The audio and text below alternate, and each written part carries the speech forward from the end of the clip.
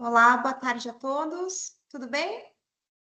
A gente vai iniciar, né, o nosso webinar sobre o Outubro Rosa em alguns minutinhos, tá bom? A gente está aguardando aí algumas pessoas entrarem e tudo mais, então, 5 minutinhos a gente começa, tá bom?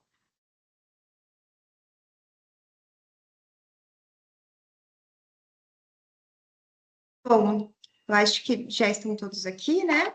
Acho que nós podemos dar início aí ao nosso webinar. Tem algumas pessoas ainda entrando, mas eu vou me apresentar, né? Primeiramente, boa tarde a todos vocês. Sejam muito bem-vindos ao webinar Outubro Rosa da Perfil Gestão Ocupacional. E é um prazer enorme estar aqui com vocês, reunidos hoje, nesse momento dedicado à conscientização, à informação e ao cuidado com a saúde da mulher, né? O meu nome é Natália Turlai, eu sou coordenadora comercial da Perfil e eu estarei com vocês hoje à tarde conduzindo este encontro tão importante. A gente vai esperar só uns minutinhos, né, para que os nossos palestrantes convidados entrem, né, para a gente já iniciar.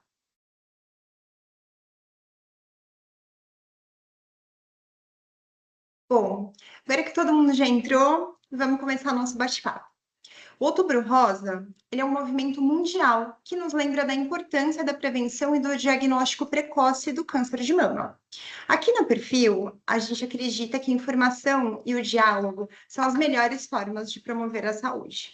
Para a nossa conversa de hoje, nós reunimos um time de especialistas que vão compartilhar seus conhecimentos e experiências sobre o tema.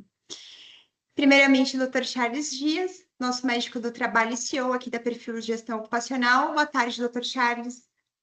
Boa tarde, Natália. Muito obrigado pela condução desse evento webinar alusivo, né, ao Outubro Rosa, um mês, né, de conscientização e prevenção, né, e diagnóstico, né, precoce, né, do câncer de mama. Eu quero agradecer também a presença, assim, a participação e desejar uma excelente explanação à nossa biomédica, Tamariana Gabriela, e a médica da ginecologista, a doutora Rúbia Melissa. Exatamente. Né? Para completar esse time, estamos aqui com a doutora Rúbia Melissa, que é a médica ginecologista. Boa tarde, doutora Rúbia. Boa tarde. Boa tarde a todos. Agradeço a Perfil pelo convite e espero poder ajudar e acrescentar os colaboradores da Perfil com as informações sobre o câncer de mama. Obrigada, doutora. Como o doutor Charles disse, estamos também como convidada a Maria Gabriela, que é a biomédica aqui da Perfil. Boa tarde, Maria, tudo bem? Tá no mudo.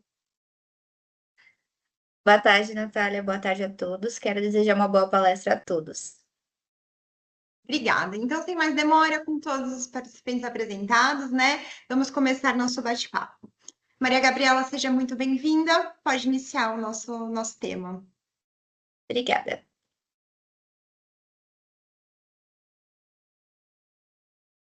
Volta. A gente vai passar aqui começar aqui a apresentação para que você consiga aí iniciar a apresentação. Isso. Boa tarde. Obrigada, Natália. Boa tarde a todos. Vou dar início à palestra, tá bom? O que seria o Outubro Rosa? O Outubro Rosa, Outubro Rosa ele é um movimento internacionalmente conhecido durante todo o mês de outubro que fala sobre a conscientização e a prevenção ao diagnóstico do câncer de mama. Ele começou na década de 90 nos Estados Unidos, onde alguns estados faziam algumas campanhas isoladas sobre o tema, mas só depois que ele foi ao Congresso, acabou instituindo definitivamente outubro como mês de prevenção ao câncer de mama. E foi depois disso que o laço rosa também começou a aparecer como símbolo, e esse símbolo ele foi lançado na primeira corrida contra a cura, em 1990, pela Fundação Susan Komen, em Nova York, e onde ela fez que alguns corredores usassem um laço rosa na blusa. Esse laço ele representa o cuidado, a união e a força. E qual é o objetivo da campanha do Outubro Rosa? A gente compartilhar informação e conscientização sobre a doença.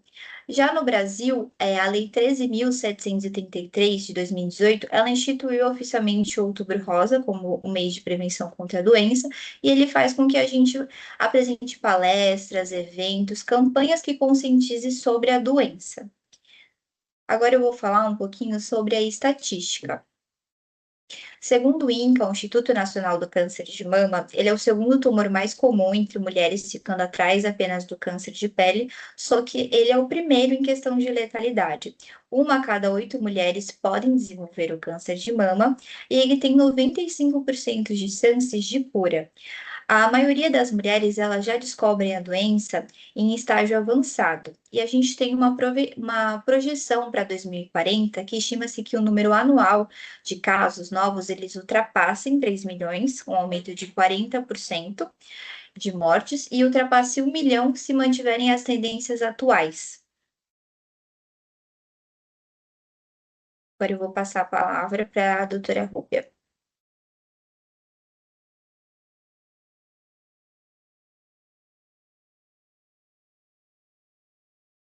Tá fechado, doutora, seu microfone. Olá, boa tarde. A gente vai definir realmente o que é o câncer de mama e como ele acontece. Ele é uma doença caracterizada por uma multiplicação desordenada das células das mamas e ela forma um tumor, e esse tumor ele tem o potencial de atingir outros órgãos. Pode passar. Ah, não, pode deixar esse slide mesmo.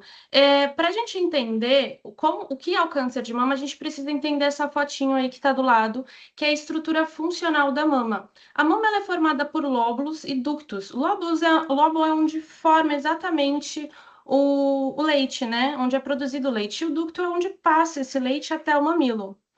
Então, quando o câncer ele está ali dentro, vamos supor, dentro do ducto, por exemplo, a gente tem um carcinoma ductal in situ, que hoje alguns patologistas eles não consideram como câncer, né?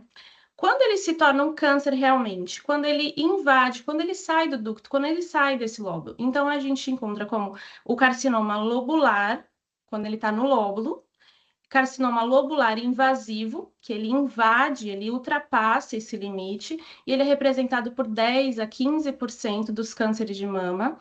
Quando ele está no ducto, ele é representado, carcinoma ductal invasivo, ele é responsável por 70 a 80% dos casos. Pode passar o slide. E aí eu acabei de explicar, né, os tipos de câncer de mama e como eles se formam. Pode passar. E eu vou entrar nos fatores de risco. Não tem como falar sobre fatores de risco sem falar sobre estilo de vida hoje.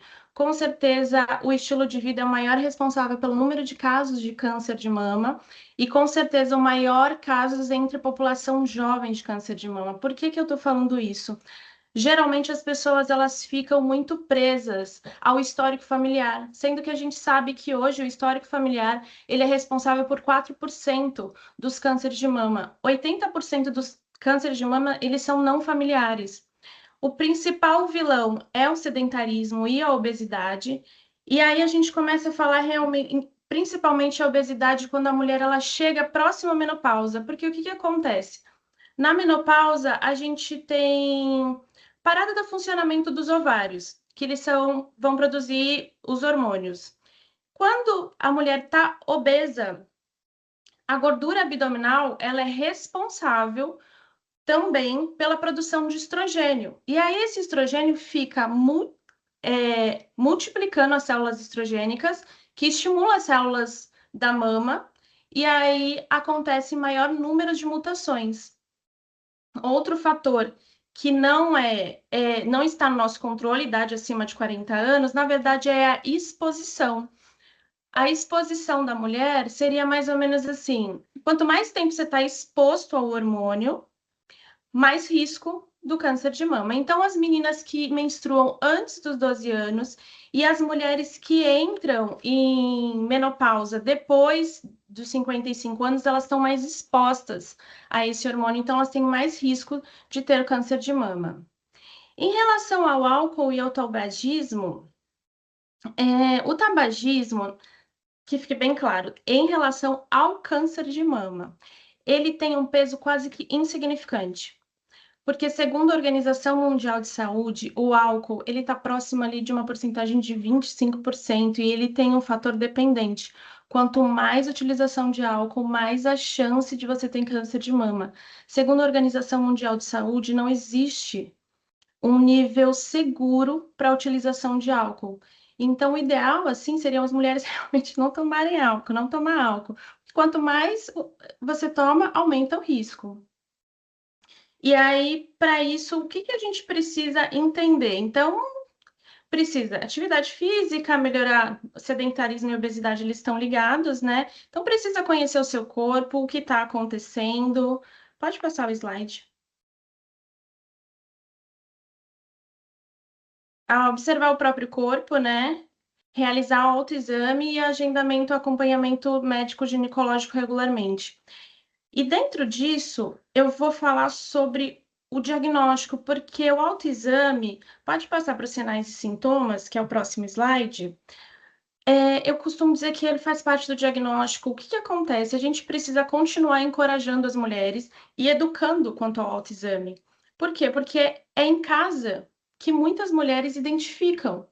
Como que elas identificam isso? Elas percebem uma mama maior que a outra, às vezes elas sentem um nódulo na axila, um nódulo mamário, às vezes uma porção da mama, não a mama inteira, mas uma porção da mama com um aspecto, a pele com aspecto de laranja mesmo, o mamilo um pouco invertido, a descarga papilar, que é a saída de secreção na mama. Então elas chegam no ginecologista como com essas dúvidas, assustadas muitas vezes. Então, eu digo que é o primeiro diagnóstico e a gente não pode desencorajar isso. Precisa realmente continuar falando sobre o autoexame. O próximo slide, a gente tem uma figurinha, como é realizado esse autoexame da mama, movimentos circulares, levanta. Essa última foto depois das três primeiras, com a mulher com a mão na cintura, para ver se a retração da mama, se o mamilo ele inverte para baixo. E depois realmente apalpar mesmo com os dedos em movimentos circulares as mamas. O diagnóstico. Próximo slide. Isso. Bom, apesar, os diagnósticos realmente é ultrassom, né? Antes dos 40 anos, todas as mulheres precisam fazer ultrassom, desde meninas até as mulheres acima de 40 anos também. Mas o padrão ouro para diagnóstico, para ver as células bem pequenininhas, quando se inicia, porque o câncer de mama ele não se inicia de uma hora para outra, ele é um processo por anos. O melhor exame ainda hoje é a mamografia, que é preconizado pela Sociedade Brasileira de Mastologia a partir dos 40 anos e pelo Ministério da Saúde também a partir dos 40 anos. No Ministério da Saúde, eles falam que uma vez negativo, se você fizer 2 anos e for negativo, se for positivo, for negativo, você só repete a cada 2 anos. Mas eu acho interessante todo ano realizar a mamografia. Agora a gente vai falar um pouquinho sobre as formas de tratamento. Entre as formas de tratamento, é importante a gente explicar que os tumores de mama, eles não são iguais. Como que eu posso explicar isso? Assim, segundo a cirurgia, você tem um tumor de mama. Realizamento de cirurgia, radioterapia e quimioterapia. Não é assim para todos os... Cada tipo de câncer se comporta de uma forma diferente. E, historicamente, o primeiro tratamento efetivo de câncer de mama foi a cirurgia. E nem sempre foi realizada como a gente realiza hoje em dia. Era uma técnica mais radical, onde a gente tirava muitos linfonodos, tirava a musculatura da mulher. Hoje a gente, quando possível, que quando o diagnóstico é feito precocemente, a gente faz a quadrantectomia e a setorectomia, que é uma cirurgia mais conservadora, para não extirpar tanto a mama. E nada mais é do que a retirada de uma lesão com uma margem de segurança. Tem a radioterapia, que o paciente é submetido por radiação e através dessa radiação as células cancerígenas são mortas, né? Existe uma morte celular. A quimioterapia, onde é uma medicação intravenosa que acontece a morte celular de células de reprodução rápida. E exatamente por isso, na quimioterapia, que a gente acaba perdendo, o paciente acaba perdendo o cabelo. Por quê? Porque o cabelo, a célula do cabelo, ela é considerada de crescimento rápido também. Então, a quimioterapia entende que também é uma célula-alvo. A terapia hormonal, que é indicada quando essa célula cancerígena, ela é hormônio dependente, ela depende de um hormônio para crescer.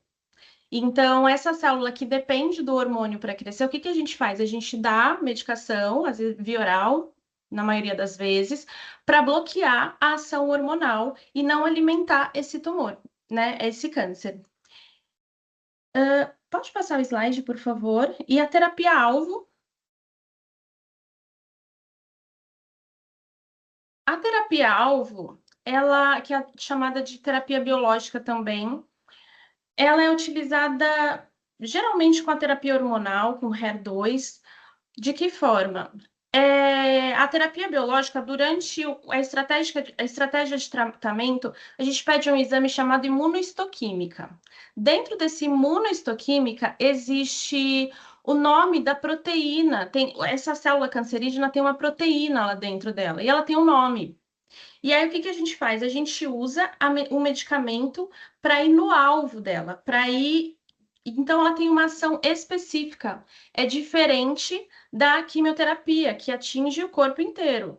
Então, muitas vezes, algumas formas de tratamento elas não começam a não responder mais. Quimioterapia, a rádio. Então, a gente acaba utilizando a terapia biológica, ou a terapia-alvo, no final do tratamento como algo que a gente pode ter ali na manga, se em algum momento alguma das outras terapias não tiverem tido o efeito desejado. E os cuidados de suporte, que é o controle da dor, fisioterapia, saúde emocional. Lembrando que essa saúde emocional e psicológica não é só para o doente, para a pessoa que está com câncer, mas para a rede de apoio também. É uma doença que atinge a colega de trabalho, atinge a irmã, atinge a mãe. Então, essas pessoas também precisam ser acompanhadas. E a parte nutricional, orientação nutricional também, da qualidade de vida e esporte. Lembrando que o esporte, ele protege, atividade física protege entre 25% a 30% câncer de mama. Agora eu vou dar a palavra para o Dr. Charles.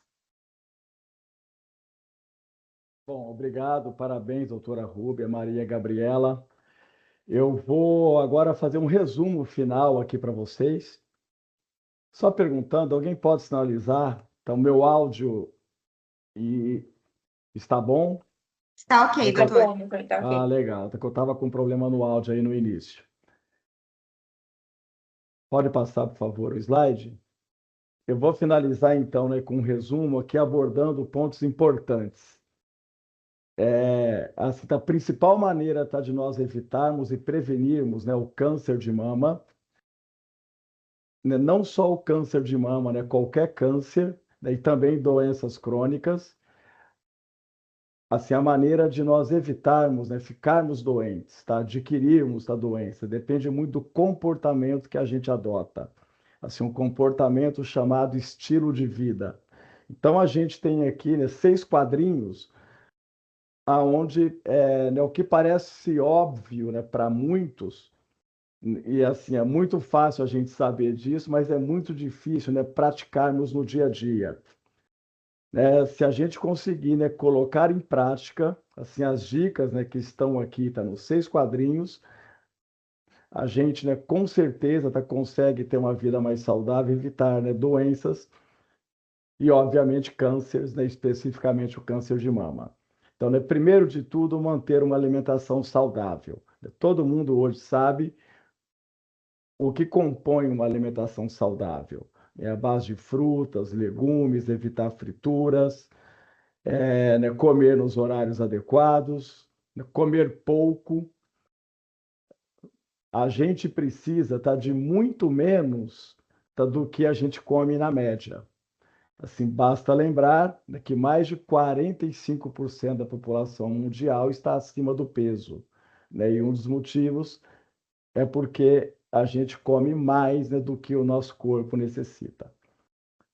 Bom, evitar o tabagismo, tá? Não fumar, assim, graças a Deus tem diminuído assim bastante a incidência, né, de tabagismo e é um fator, né, assim, preponderante, né, para se evitar câncer, né? Não ingerir bebidas alcoólicas ou pelo menos evitar o uso abusivo das bebidas alcoólicas. O álcool degrada o nosso corpo e o álcool ele abre portas para que doenças aconteçam, inclusive o câncer. Praticar atividade física regularmente. O que seria atividade física? Veja que não estamos falando aqui de exercício físico e também não estamos falando de academia, de musculação, né, ginástica, que seja. Assim, atividade física né, qualquer atividade, né, pode ser, né, subir e descer escadas, pode ser caminhada. Então, assim, dicas. Quem mora até o terceiro, né, quarto andar, assim, exercitar realmente, né, subir e descer de escadas, né, no trabalho. Assim, as pessoas podem deixar o carro mais longe do trabalho, ou podem escolher um dia, né, voltar, né, para casa a pé.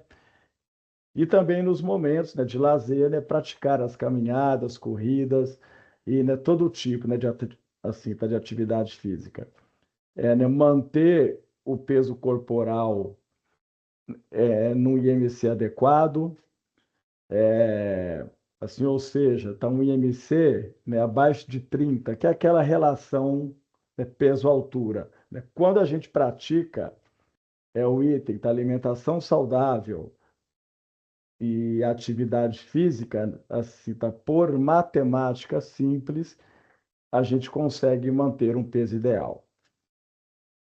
E evitar o uso de hormônios sintéticos, né, em altas doses. Aliás, a dica né, qualquer uso de hormônio deve ter orientação de um médico especialista.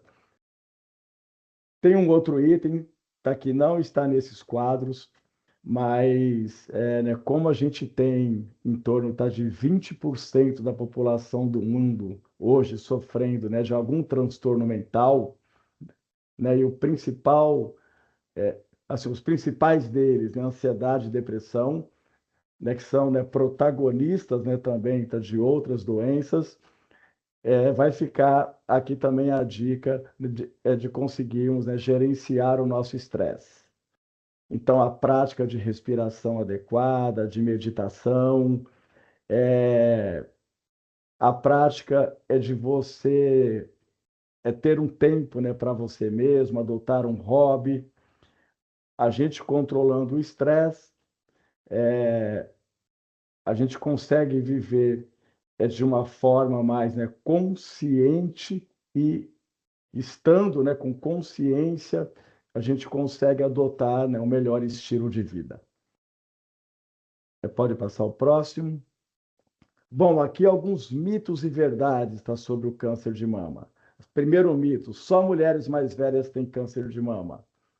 Assim, a verdade é que o câncer de mama pode ocorrer em qualquer idade.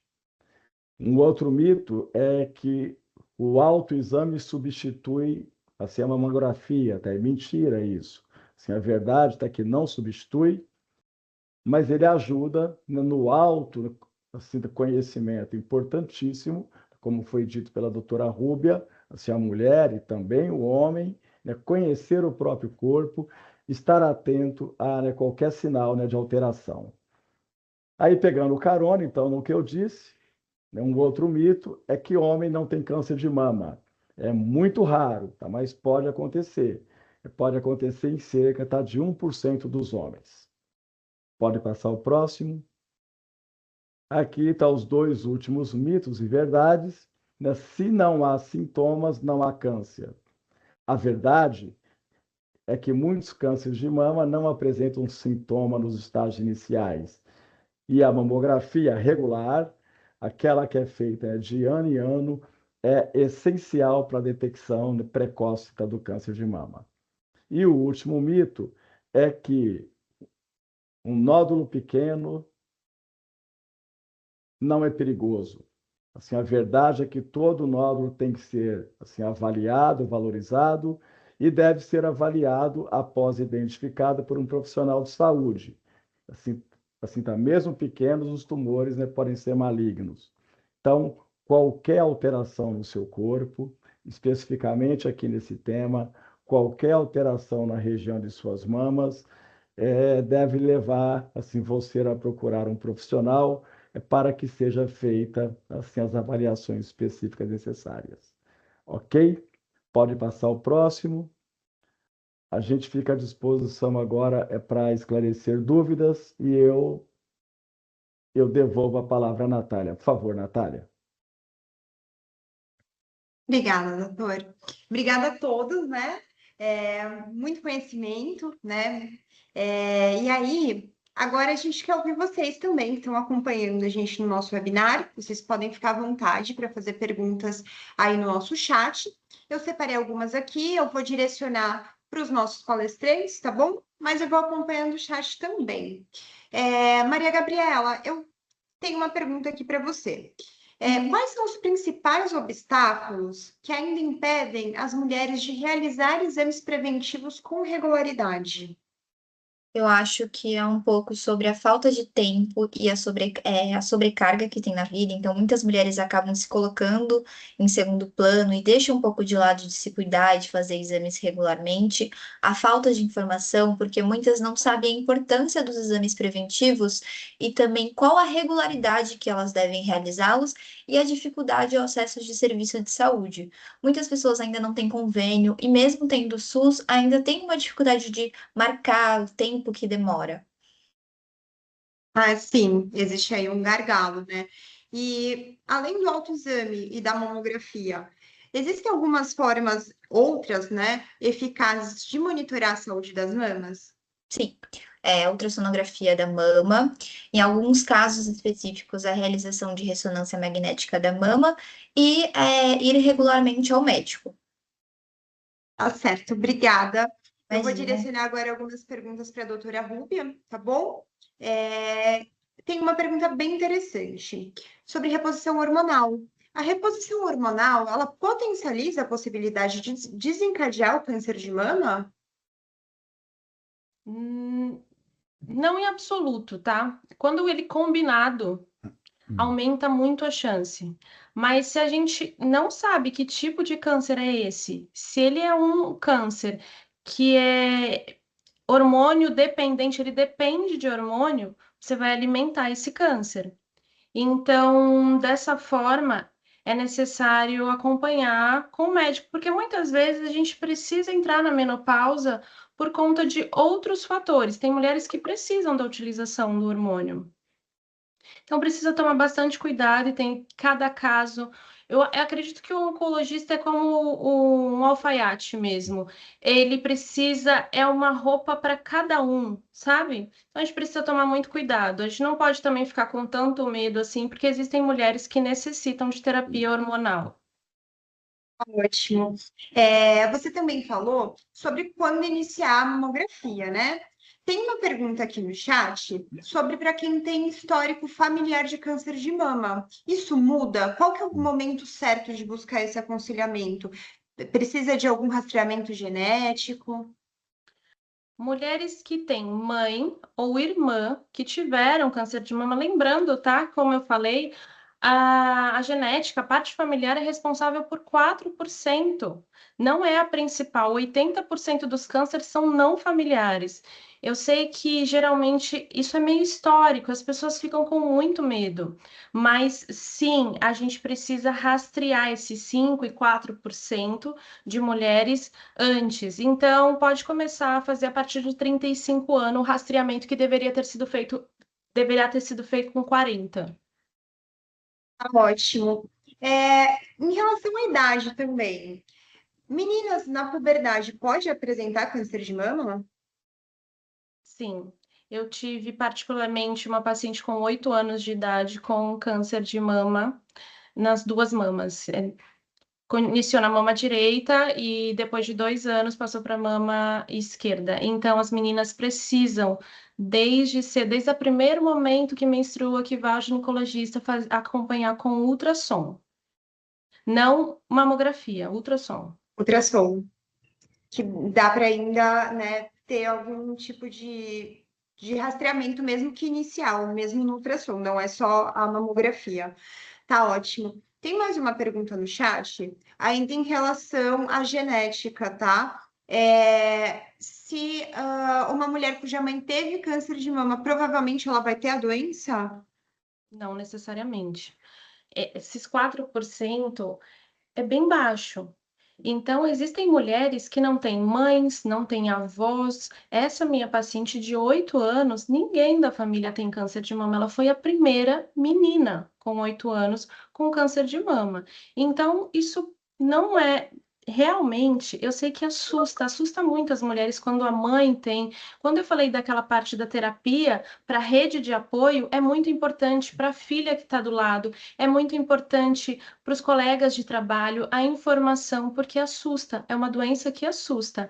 E eu queria salientar, dar uma atenção para um detalhe que o Dr. Charles falou. Na medicina a gente fala de panaceia, que é remédio para todos. E a atividade física, eu costumo falar que ela é remédio e vacina, porque ela previne também. Muitas vezes, quem teve câncer, a recidência, quando você faz atividade física, é menos de. Você tira 30% da chance de recidiva do câncer. Então, eu costumo falar que a atividade física ela é um remédio e ela também é uma vacina. Ela é um remédio para Excelente. todos os tipos de câncer. Na medicina, a gente chama de panaceia, remédio para todos. Excelente. E sobre o uso de silicone, é uma dúvida também. Ele é um fator de risco para o câncer de mama em específico? Não, Ele não tá interligado. não. E o câncer de mama, ele pode interferir na sexualidade feminina, seja por ter que fazer uma mastectomia, ou então por conta de beta-bloqueador de hormônio, né? Às vezes, né, como você vai lidar com isso, né, no pós, né?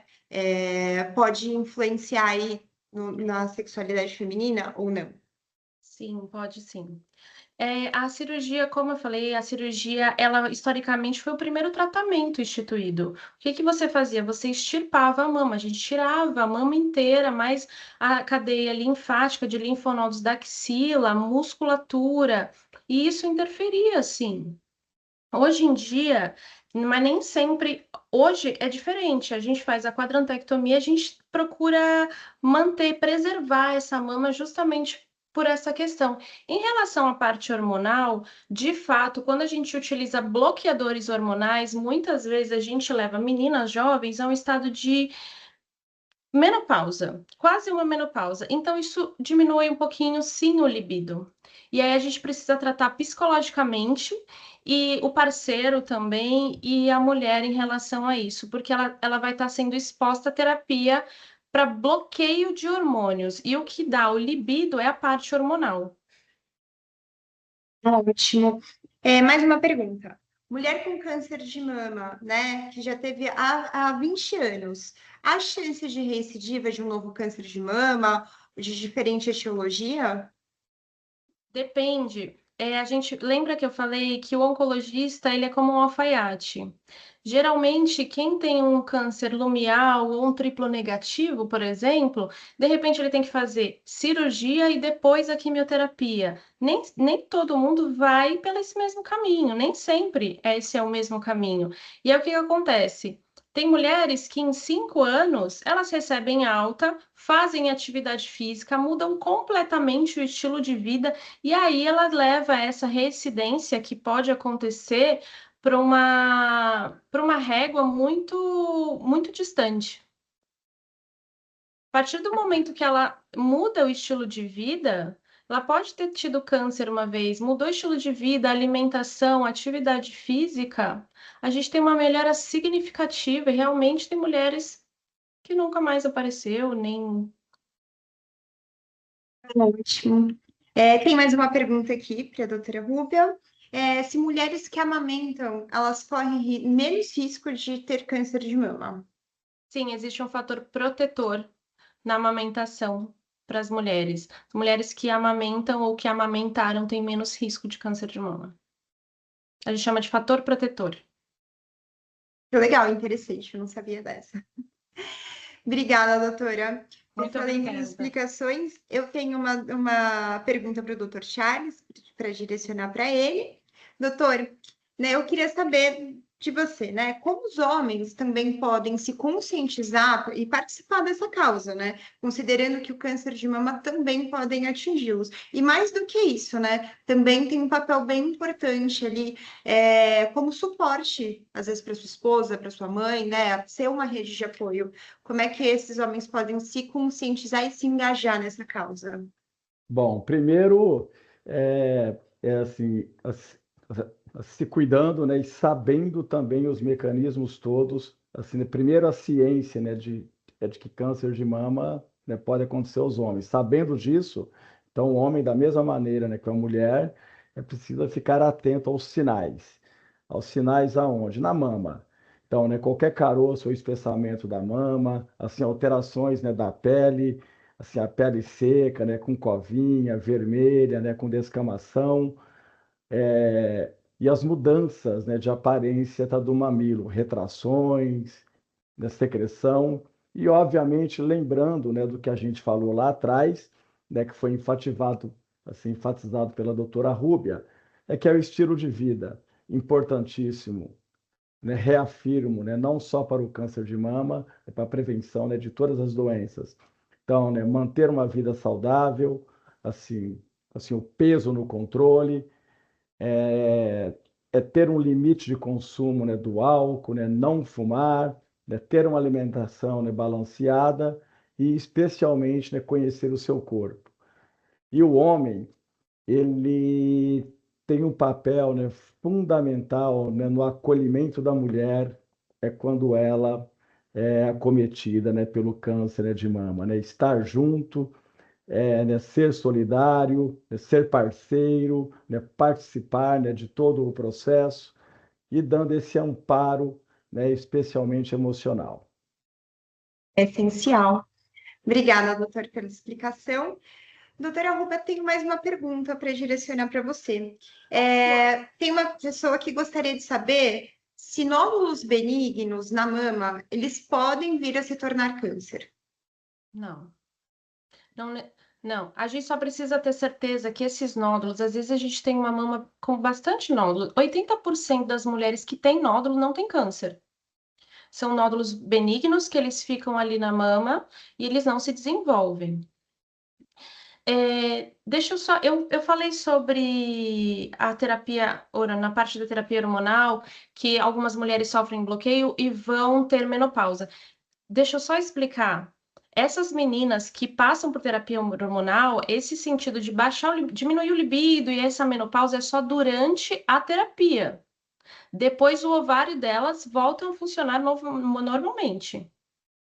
Terminou de utilizar, né, de fazer o tratamento, de utilizar aquele remédio, o corpo vai voltando Isso. ao normal, né? E Às aí, vezes com tem- isso, a libido e tudo mais. Tem meninas jovens que têm diagnóstico e ficam preocupadas em relação. É importante também, quando a gente sabe do diagnóstico, existem alguns lugares no SUS, como Ideia Fértil em São Paulo, o que a gente pode fazer? Congelar os óvulos para elas, quando elas quiserem tiver filhos. Quando elas são Entendi. submetidas à quimioterapia ou algum outro tipo de terapia. Se tiver com medo de interferir na fertilidade, você tem aí, né, como ter esse banco, né, de reserva. Legal, ótimo. Pessoal, infelizmente, o nosso tempo está chegando ao fim. Eu queria saber se algum dos nossos participantes aí, convidados, tem alguma outra consideração em relação ao tema que queiram explanar ou não. Quero só ressaltar, assim, né, deixar uma mensagem aqui, né, importantíssima, né, que nem todo caroço, nódulo de mama, assim, é câncer de mama. Então, é importantíssimo ficar essa mensagem, né? Tem diversas causas, a gente tem, né, que evitar o alarme, né? Temos que manter a atenção, né, o cuidado, né, assim, porém, né, evitar o alarme, né, porque senão ficamos doentes, né, desnecessariamente. Então, né, uma vez identificado, né, tem todo o protocolo a ser seguido. Assim, graças a Deus, aqui na nossa região, a gente tem uma atenção à saúde facilitada e, e, e nem todo nódulo ou caroço é câncer de mama. Ok? Eles sem alarmes, né, e atenção lá em cima. Gostaria de fazer Obrigada, um doutor. Desculpa, eu gostaria de fazer uma consideração que o Dr. Charles acabou de fazer. Geralmente as mulheres elas chegam no consultório e às vezes elas retardam o diagnóstico por medo. Justamente foi muito importante esse adendo. Então, 80% dos cânceres, dos tumores, dos nódulos mamários não são cânceres, não são. E quanto antes for diagnosticado, você perguntar para o seu médico, mais rápido a gente chega ao diagnóstico, mais chances de cura, se for um câncer. Mas lembrando que 80 não precisa ter medo. Achou, viu nódulo na axila, na mama, viu uma retração mamária, uma alteração no tecido da mama, procura o médico. Melhor tirar a dúvida logo do que ficar com essa pulga atrás da orelha, que acaba aí consumindo a nossa saúde mental, né? Procurar um médico, né, sempre a melhor opção. Tá ótimo. Em nome da Perfil Gestão Ocupacional, eu gostaria de agradecer imensamente os nossos convidados, Dr. Charles Dias, doutora Arruba Melissa e Maria Gabriela, por compartilharem tanto conhecimento de uma forma tão clara, tão acolhedora, tá bom? Um agradecimento especial a todos vocês que nos acompanharam e fizeram parte desse momento. Fica aí a palavra para os nossos convidados, tá bom? Se despedirem. Bom, Natália, muito obrigado, parabéns pela brilhante condução do evento e agradecer aqui a Maria Gabriela, a doutora Rúbia e também a participação de todos. Obrigada, doutor. Eu queria agradecer a participação de todos. Espero que a gente tenha esclarecido as dúvidas e também transmitido conhecimento para todos. E eu queria agradecer a companhia do Dr. Charles e da doutora Rúbia. Obrigada, Maria Gabriela. Obrigada. Gostaria de agradecer a todos as perguntas. Espero que eu tenha sido espero que tenha sido esclarecedor, principalmente obrigada, Dr. Charles, pela oportunidade de um tema importante, muito importante na minha área. Obrigada mesmo. Obrigada a todos Bom, vocês. Foi bom, e muito só deixar o esclarecedor. convite aqui, Natália, tá para o próximo evento, tá o próximo webinar, tá do Novembro Azul, né, Tá aparecendo aí na tela. que vai acontecer, que vai acontecer em novembro. Então, você quer convidar, Natália, todos? Tá aparecendo aí na tela, né? Tem Sim, aí, é 25 de novembro, também às 17 horas. Tem um exato. QR Code, é só direcionar o celular, que você vai ser direcionado para o link de inscrição, tá bom? No mesmo formato que nós fizemos aqui. Também o Dr. Charles estará presente como um dos convidados, tá? Mais uma vez, obrigada a todos vocês. Continuem se cuidando, incentivem as outras pessoas a fazerem o mesmo, a procurar o médico e contem com a Perfil sempre para apoiar sua jornada de saúde e bem-estar. Muito obrigada e até o próximo webinar. Um abraço a todos.